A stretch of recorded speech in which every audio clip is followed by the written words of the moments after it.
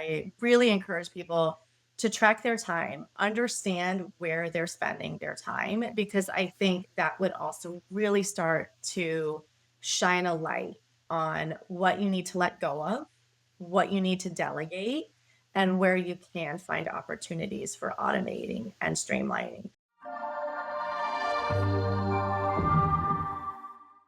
Hey everyone, welcome to Time to Thrive. Melissa Morris, founder of Your Agency Authority, is on a mission to rescue business owners from the chaos of disorganized operations. Think of her as the Marie Kondo of your workflows. If it doesn't spark efficiency, she'll help you toss it. With a knack for building scalable systems and streamlining processes, Melissa turns overwhelmed service based entrepreneurs into confident agency leaders.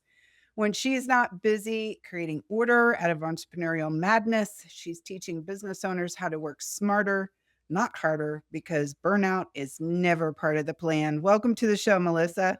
Hi, thanks so much for having me on.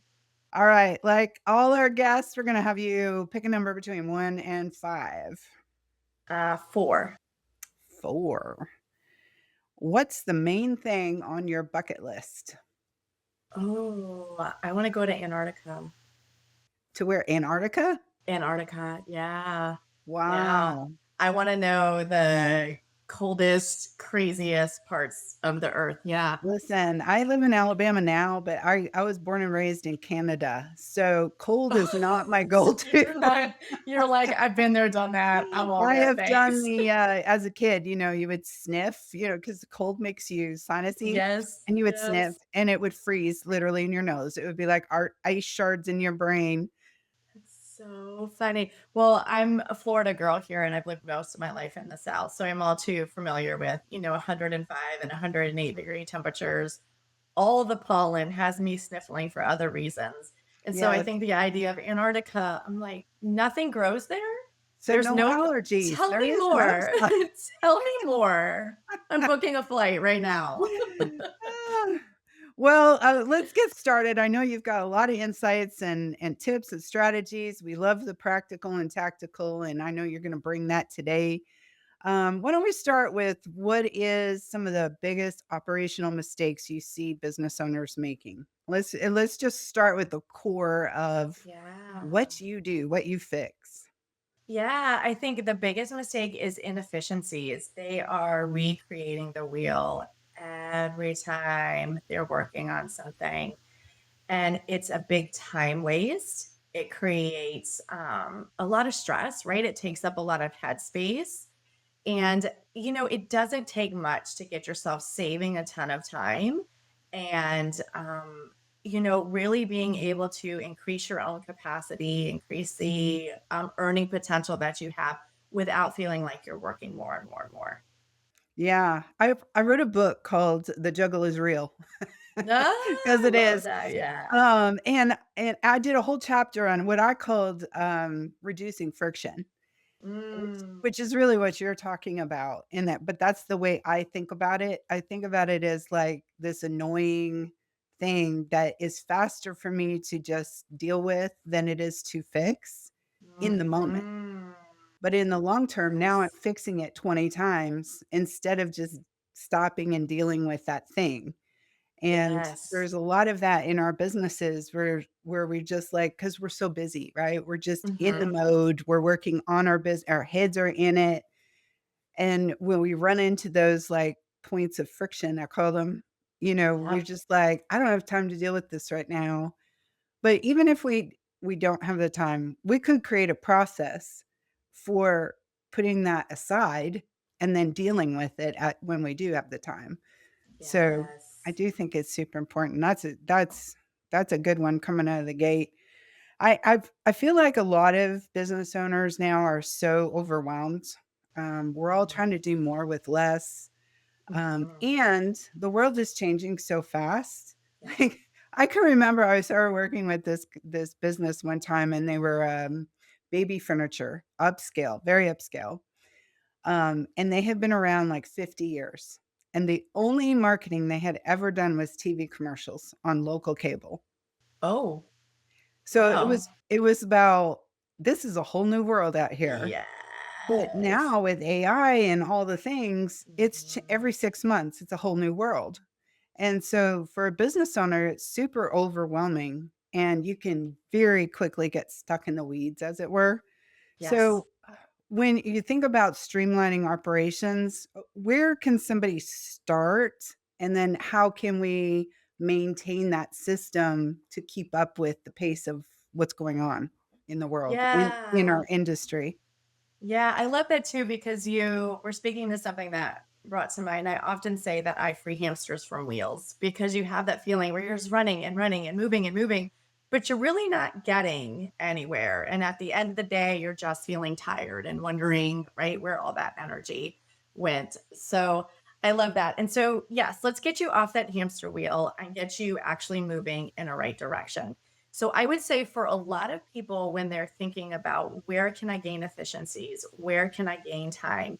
For a lot of business owners, I think a great first place to start is to streamline and optimize your client onboarding. Because Mm. I think client onboarding is the gift that just keeps on giving. Because when you have onboarded your clients properly, you are saving yourself so much trouble down the line when they're onboarded properly, they're not asking for things outside of the scope of contract. They're not sending you 100 emails asking for updates. They're not, going through endless revisions.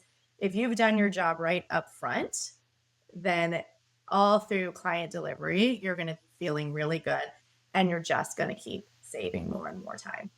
Do you have like a favorite quick win for onboarding a client?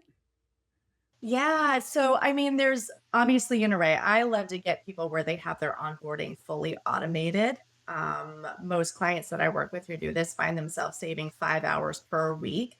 Again, just because they've gotten onboarding tightened up, they can continue to move forward and streamline.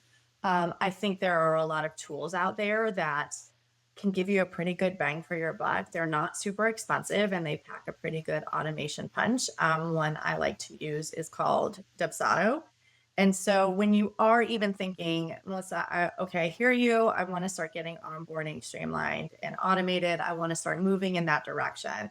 Some really smart first steps are it's actually quite simple.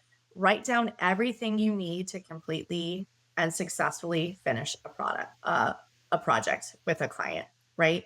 Like think Mhm. about everything. Do I need login information? Do I need their branding info? What questions do I have? Do I need billing information? Just get it all down and then find strategic points to capture and gather that information. Because what happens typically is when you're not forward thinking in that sense, you are ready to launch the website and you go, oh, we don't even have their hosting login. Like, I can't turn this on. Or, oops, we never purchased the domain name. And now the domain name needs time to, right? Like, you find yourself stuck against something Right. where if you'd have just asked 2 or 3 months ago, you could have had it, you'd have been taken care of, and everything would have been done. So it really starts about defining what you're looking for. So I have a disco framework, and the D is define. You've got to figure out what you're doing before you can actually refine it or improve it. Is there I guess, is there a process or steps that you can take when you're thinking about? Because you have to break down, like what you mentioned, Yeah. doing a list. That's a great start. But then you also have to think about, okay, what pieces of this can I automate? Because maybe Mhm. everything can't. So Right. then what pieces of this can I delegate? And then Yes. what pieces of this can I just stop doing? Like, can I just do it something a different way and that becomes irrelevant, right? So like, how can we work through that idea of once we have that list?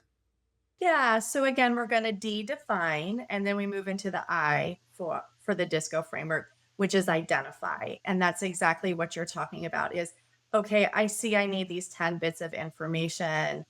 Now S streamline. I'm going to make them a form. So now I'm going to have like one intake form, one onboarding form that they fill out, and then I can send it in that way. So by moving through that process, define, identify, streamline, and then you're going to create phases and milestones, and then you can outsource, automate, delegate. So typically what a really strong onboarding process is going to look like is you're going to first send contracts, scope of work, an initial invoice. And I recommend you stop there and you don't send anything else. I see sometimes people are sending welcome emails and questionnaires and all kind of things. Overwhelming. Yeah. It's very overwhelming. And in Yeah. my opinion, until you have that ink on the contract and you have that first invoice paid, you should not be moving forward with anything else. So that initial onboarding step should be clean and simple. Sign here, pay here, look for your next email. And then once they've done that, now they get a welcome email. And I recommend you have a few things in your welcome email.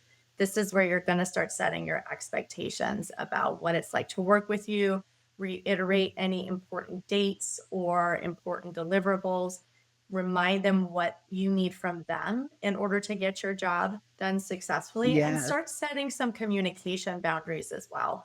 When am I going to get back to you? How long does it take me to respond to emails? When are you going to get updates from me? Really let them know. And then included in that welcome email, you can give them this information. And at that point, you can ask them to schedule an onboarding call with you, or maybe then you're offering a intake form or onboarding form of sorts where you're capturing some important information. Yeah. Well, and I know every business is different from our standpoint, I do underscore the need for responsiveness from them Mm, because they want it done in a week, but we don't hear from them for 6 days after we yes. ask them a question or something. So a Yeah. lot of the time frame really is dependent on them. So just kind of underscoring what you need from them as well as what you're prepared to do, set expectations. I think that's a great point. I Not everybody, I mean, you think about it, like, I started my business 17 years ago. I was a single mom, I had 5 kids, I was homeschooling, I was doing all the things. It was very long days. I wasn't thinking about building systems and processes. I was thinking about, "How do I survive today? Yeah. How do I pay my Yes. mortgage this month?" That's what I was thinking about. Yes. So, Yes. at what point should a solopreneur be thinking about, "Okay, I'm ready to go to the next level," and, and systems and processes are part of that that's gonna get me there. So, when should I start thinking about that? Yeah, that's a great question. And I think once you have got a good feel for the service offerings that you're going to deliver, you've delivered these a few times, you know what you're selling, then it's a good point to start taking a look at what can I start to automate. It's going to be really difficult to automate if you're still in a phase of business where your price changes every time, your package changes every Yeah, time. And that's okay, right? Every business goes through experimental phases. And sometimes even really well established businesses are experimenting with a new offer, and that new offer may move up and down in price point, the deliverables may change, and that sort of deal. So that's all really natural, but you're going to find it really difficult to create an intake form, automate invoicing, and get things in place when that's constantly changing. So I would say if you have at least 50 or 60% of your clients moving through a similar workflow, they're going to have the same deliverables, they're going to have the same invoice rate. That's going to feel really repeatable. yeah, Start there because you should start seeing some bang for your buck in terms of getting things automated in place there if half of your work moves through this flow.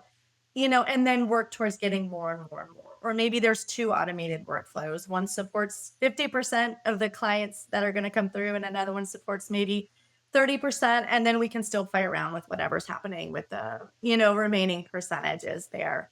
Um, but I think that's a really good time is kind of keep that benchmark in mind, and then you'll know it's time to start moving forward. is there what's the most ideal first hire?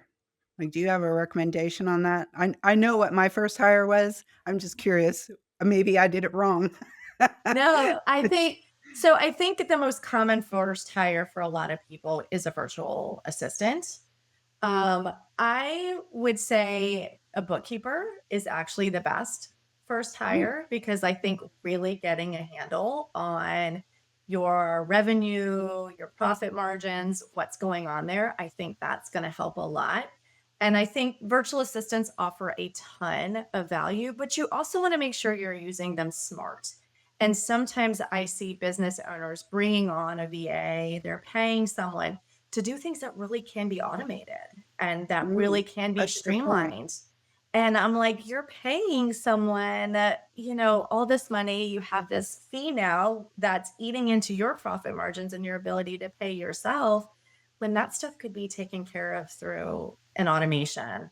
So I always caution people be really clear on what you're going to bring on a VA or an assistant to do. And check first, like, are there better operations that can be is there a better tool? Is something can be streamlined? Like, where can we save time and make sure that's really buttoned up? And then we know the best tasks to hand off. And in that point, we might find that it's actually not an assistant. Maybe it's someone who's really great at Canva and they're going to do some design. Maybe they're designing our slide decks for us because we do a bunch of speaking or presentations, right? So it's not always the best move, but I know it's the most common. Yeah, I personally think, just based on my experience, of course, 17 years ago, there was not virtual anything, as in terms of staff or anything like that. Yeah. And an assistant was my first hire. And it was 8 years before I got an accountant. I did all my own taxes were incorporated. It was not a simple process. By No. 8 years in, I was pulling my hair out, depreciation tables did me in, and I was like, "Why am I doing this? Why am I doing this Yes. myself?" I was just because 'cause I'm a creative, so Mhm. bookkeeping and accounting and all of that is just the opposite of my brain. Um, so I think the point is, hire your weaknesses, right? Hire Yeah. the things you're not good at.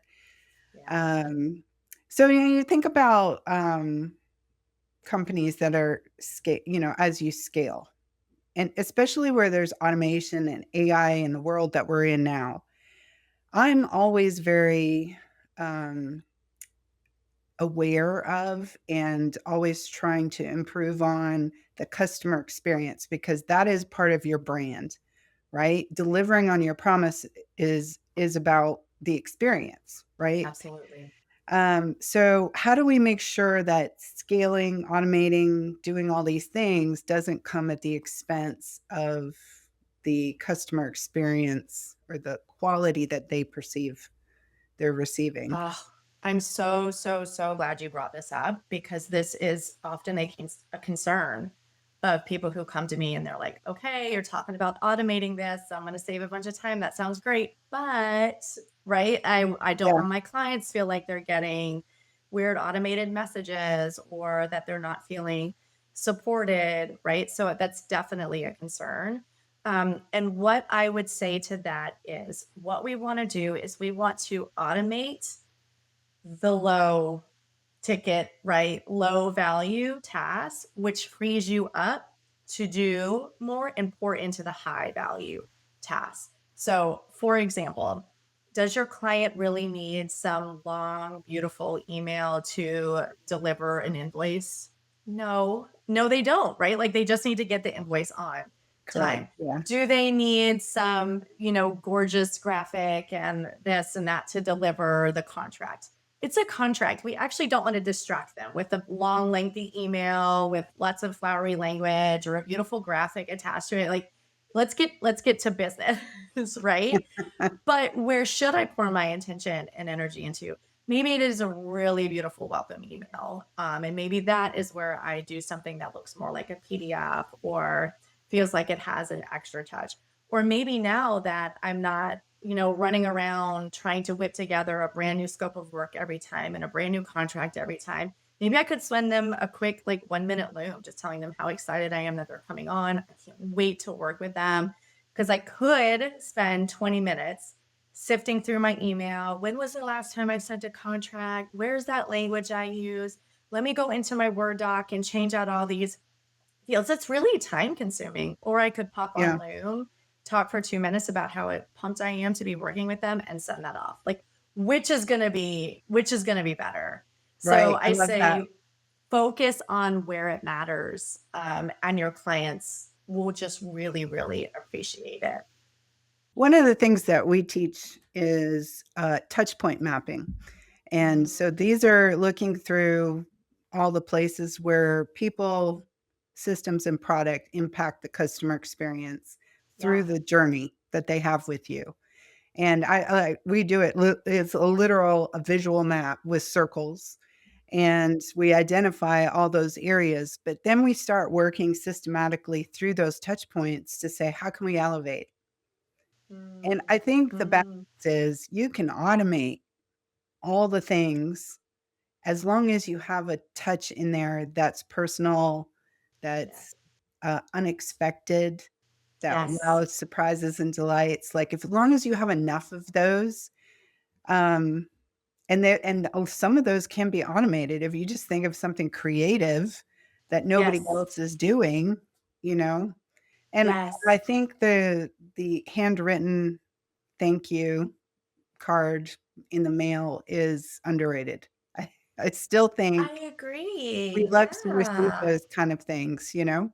Well, and maybe that's what the automation is even doing is it's sending you a calendar or an email reminder to Right, send a card, or it's adding a task somewhere in your project management tool that says send so and so a personal email and letting them know how excited you are to work them. Like we build those into the workflows that we put together also is at 3 months. So I'm going to onboard 3 months after they sign their contract. A to do is going to get created for me and in 3 months, I'm going to get an email that says, you need to send so and so an email and check on them and just tell them that you're thinking about them. And it just helps you keep track. You've got, right. it's not that we're Otherwise, thinking you about our can't clients. shoot from the hip forever. Exactly. Like we're thinking about our clients all the time. Of course we are. Like, of course we're always wondering about, but how often are we remembering to shoot them a note and let them know just how Right, pumped we are to be working with them and that progress? So when you get that little ping, you go, I'm going to send them that email right now. And then I already know what I'm going to say. Like I know the intention behind this email because it's part of my process. I've thought about it. I'm getting the cues. So I'm sending this at a time that I really want to send it. So I think to your point is, use automations and processes to make sure you don't forget about those special touch points and you're right, creating space to execute on them. right.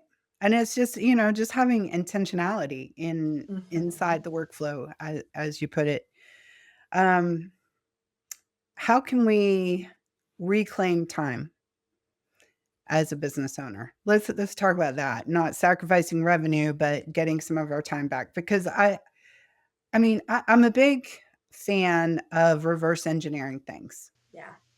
So like, and I'm sure you probably do this too. You think about what kind of business do you want to have?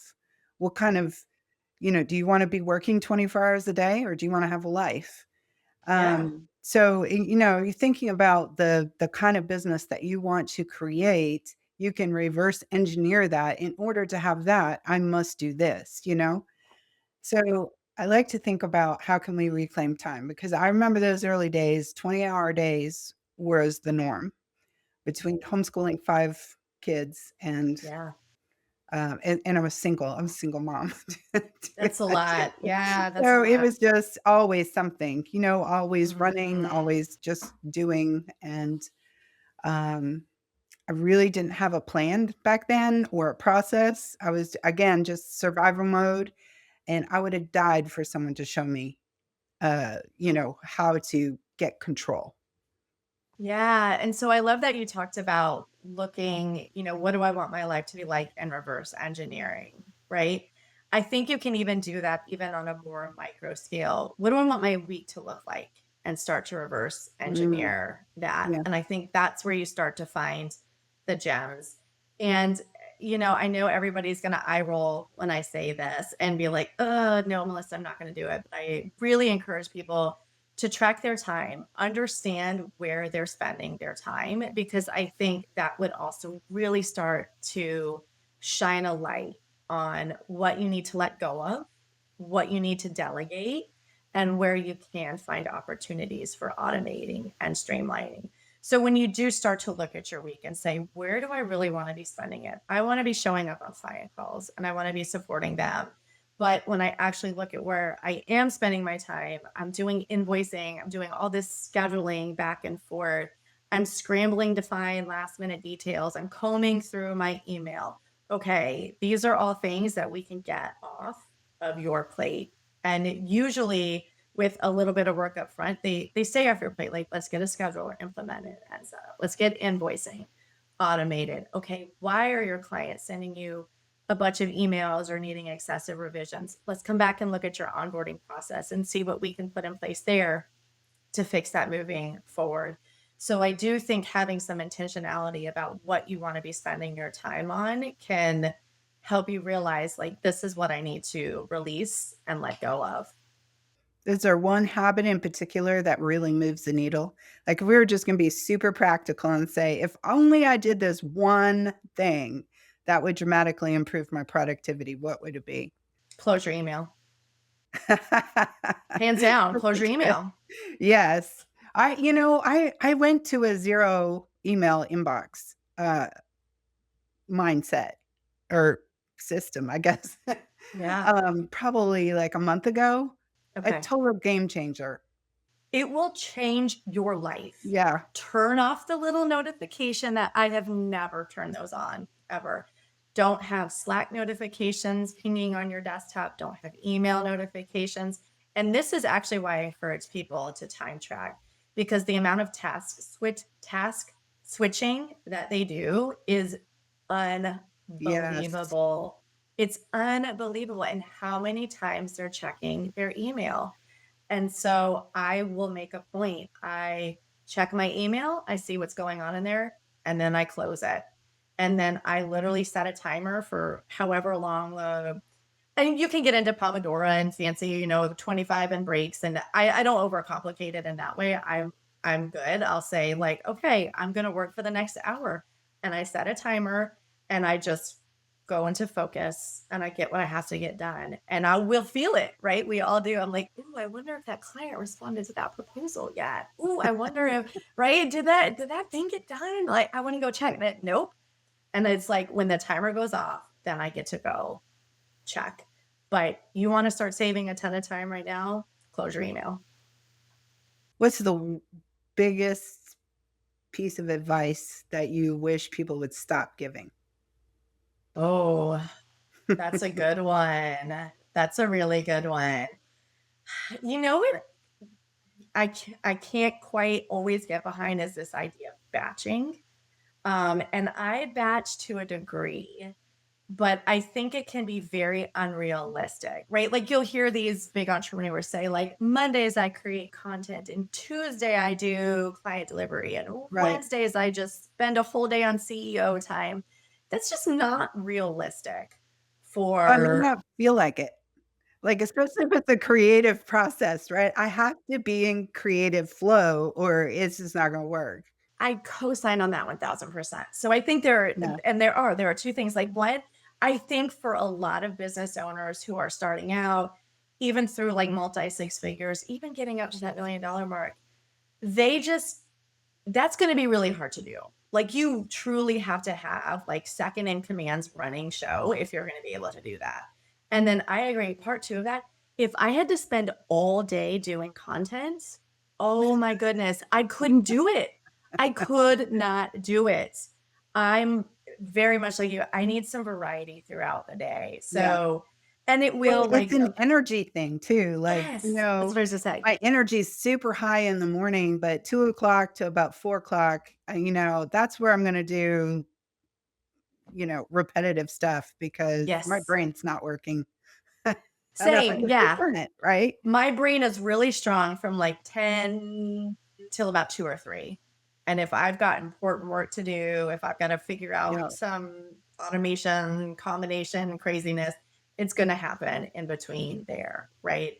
But same thing. Once you start getting later in the day, it has to be things that feel better. Well, in things like this, like podcast interviews, some people would not be good to do those later in the day. I am a massive extrovert. I can talk all day long. I know no one picked up on that over the last little bit here. I know everyone's shocked to hear it. So this feels good and easy for me. So this type of stuff is actually really easy for me to do later in the afternoon because I'm done being behind a computer or I want to be talking, I want to be hanging out.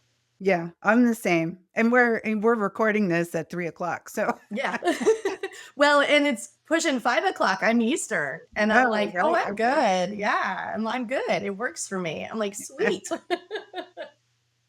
Was there anything, let's just tap into you because you're a business owner too, right? Yep. Mhm. So what was something that maybe you didn't do quite right early on in your, business that, you came to realize later that you could do it better or different? Yeah, I would say it was a hiring mistake. I think a couple things to speak to there is, and I think this is probably why I feel so passionate about it now, was hiring someone to do things. I probably just shouldn't have been paying somebody to, even someone who's like keen on automation, knows all that. I'm like, why did I do that? Because there was this conversation and pressure. Oh, you need more time. Hire a VA. Just hire a VA, right?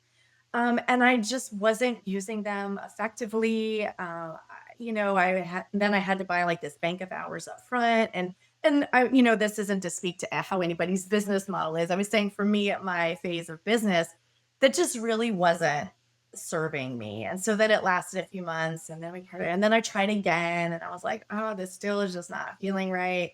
So I have done a much better job over the years of being far more intentional about who I'm hiring, when I'm hiring them, and really knowing what are they going to do? Like, what are they going to do every day in my business? And Yeah. does that make sense? Like, does it make sense to pay somebody to do those things? Well, and I think with a VA, I mean, usually you're like one of however many clients that they have, right? Right. And so you don't so for me, like my struggle with the VA is that the VA is not as focused on the success of my business as an employee would be. Yeah. So if I'm going to hire a VA, I want a full-time VA or I want someone who's only working part-time for me and nobody else. Yeah. But that's just me. That's just my experience is that I want everyone on my team to have buy-in to the success of the company, the success of our clients. And if you're just one of many, it doesn't feel that there's that invested. Yeah, and I think that's, just a great example of what I was feeling too, right? Like I was just kind of getting this pressure to hire a VA, but I didn't pause to think about what felt good to me, how that looked for me, Right, right? So like, okay, what's going to feel good for me is I have enough work where I'm the only client this person needs. So either they're happy with part-time or I better have full-time to give them and bring them on right. as an employee, right? This is how I want them to show up. You have a baseline of like, this is what this role means to me in my business. Well, I think the bigger lesson in what you just said is about it wasn't serving you. And I think Mhm. especially as women, right? We're nurturing by nature. Yes. And we tend to keep people longer than we should. Or we hire people because we like them, not because they're necessarily the right person. Yeah. And so, we have to be mindful of that. I think not just men, but or women, but men too. That you don't know what you don't know. I'm always saying that you don't know what you don't know, especially when you're starting a business. So go find out. Like, don't just Yeah. assume things, like, don't Exactly. assume XYZ. You don't. Go Right. until you hear 5 experts tell you the same thing, then you know. Yes. And so Yes. I think that's a big one is and because we're entrepreneurs tend to be leaders, so we don't stop next for directions very often. That's unfortunately very true. I'm like a total YouTube binger. I'm watching all the people on YouTube so I can keep up with all the things, all the changes, all of Yes. I want to know those things, and you don't know until somebody tells you something and you're like, "I had no idea." So true. Do you have a productivity hack that you think is that or that others might think are odd or genius? So I don't know that I have one that I think people would find odd or genius. I'm big on setting timers. Mm, Now I don't really follow like Pomodoro, right? I'm not going to work for 25 minutes, or set breaks. I don't really work on that. But what I have found will really improve my productivity is setting timers because what I have found is when you have, calls or meetings throughout the day, it's easy for the time in between those calls to just kind of get washed away, right? Like maybe I've got a Right. call and then I'm going to have maybe 30 minutes and then I have another call coming up behind that. It's easy for that 30 minutes to feel very distracted, like, oh, I don't have time to focus on it. Or I'm keep checking the clock. I'm kind of getting pulled back. And it just kind of withers away. Yeah. Where instead I finish my call and I'm like, okay, I know I've got 30 minutes until my next one. I set my little iWatch timer for 25 minutes. That gives me, right, 25 minutes to work, 5 minutes to shift gears into the next one. And I just found myself 25 minutes of dedicated focus work because I know I can concentrate and not worry about checking the time because my timer is going to go off and let me know. I wrote another book called Right to Thrive. And so one of the and it's basically 30 days to a book. And Oh, every nice. day is an assignment. So you have your day Mm, 1 assignment, and if you follow it, you have a book in 30 days. But I do use Pomodoro in there, do you? and so they get to learn today is 2 to 4 Pomodoros. Today is 2 Mm, Pomodoros. mhm. Take a Pomodoro and do this assignment. Yes. Because we're bad. We're bad about, like, the phone goes off, text messaging, Yep. emails are going off, the phone's ringing, the kids are calling, the dog is barking Yes. at the FedEx delivery, Yeah. and you get nothing done. So by Yes. by saying gifting yourself those 25 minutes Mhm. and to say, "For 25 minutes, I'm going to work on this thing that is so important to me, that Yes. that I have a message and I need to get it out to the world," and, gifting myself 25 minutes to move it forward. Yes. That's how we get it done. Um, Yes. And I think what amplifies that too is having clarity on what needs to get done. And this is where having yourself and maybe a project management tool of sorts or a really solid system of tracking to dos. Because what can happen too is you're like, oh, I've got 25 minutes, and you're looking at, you're, thinking in your head, I got to do this. I do, oh, there's no way I can't get that done in 25 minutes, or it'll really interfere because there's some things that you need longer than 25 minutes to like come back to. You don't want to right, chop it up with. But if you can start to chunk tasks and things that need to get done, like I'll often do that too. I'm like, my brain just kind of categorizes as like 15-minute task, 30-minute task, yeah, hour task, 15-minute, 30-minute, hour. And then I can look and I'm like, that's a 30-minute. I can knock that out real quick, or right. I can handle this 15-minute real quick too. So really getting practiced and chunking and finding what you can accomplish in like 15, 30, and an hour helps So, you and also. another way you can score that besides time is, because a lot of times people go, "Well, I don't know how long it's gonna take I Mhm. until I'm in it," right? And Yeah. so part of it is you can score tasks by difficulty or Yes. your perceived difficulty. Perceived So if it's difficulty. super easy, I can knock that out, no problems. You give it a 1. If it's something that needs a little bit more, you Yeah. give it a 2. If it's something you know you're really gonna have to dig in, you give it a 3. And, yeah, we used to help, because we're an agency, we sell time. Mhm. And so clients would always be very interested in what can you accomplish with the time allotted for the month. And so I'd say make a list of all the things and we could assign point system to it. And then I could say to them, look, if you take this 3 pointer out, we could do these 3, other yeah. 3 things and help them decide what in priority for their budget. Oh, that's great. Yeah, that's another great way to help you figure out what you can fit in the pockets of time. Mhm. Yeah. Yeah. Well, this has been a great conversation. I mean, you're great. We could if we were closer, we'd have coffee and spend 3 hours Totally talking about all agree. the things. Totally agree. Tell the audience where they can find you, all about you, and how they can connect with you. Yeah. So I actually have a series of templated emails that support onboarding, that contract delivery, that welcome email I talked about. And those are like templated and ready to go for you to, just kind of change up for your own business. So if you are interested in those, if you want to send me a DM on LinkedIn, I'm Melissa Morris, and just say swipe files, email swipe files, I will send those over to you. And that would be a great first step towards getting your onboarding workflow working more efficiently and saving you some time. Awesome. Thank you. I'm gonna go do that. Because you don't know what you don't know, right? It's true, it's true. So I get all the things, all the lead magnets. I'm a big Get 'em all. yeah, get 'em all. I love it. I mean, it's free, learning, and It's anytime like you can do Christmas that, from it's a win. entrepreneurs, right? Exactly. Exactly. Thank you, Melissa. Thank you for being here and sharing. Oh, thank you so much for having me on. It was a blast.